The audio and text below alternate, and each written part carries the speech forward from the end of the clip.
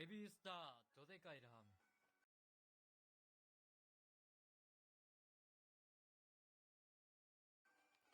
スタミナ満点ラーメン、鈴木監修。スタミ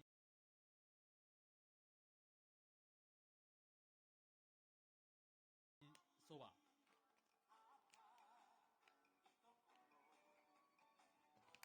美味しそうなラーメン、今一度食べてみたいですね。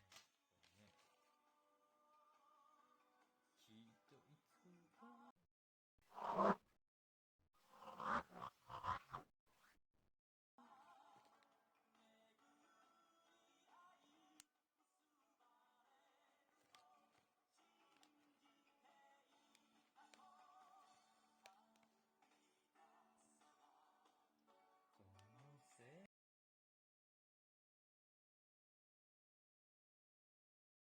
この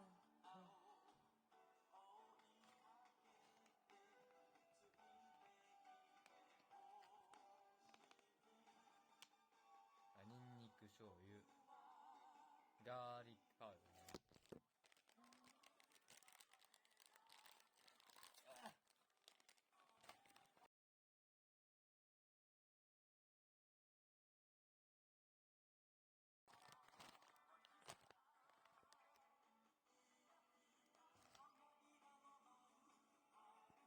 ここには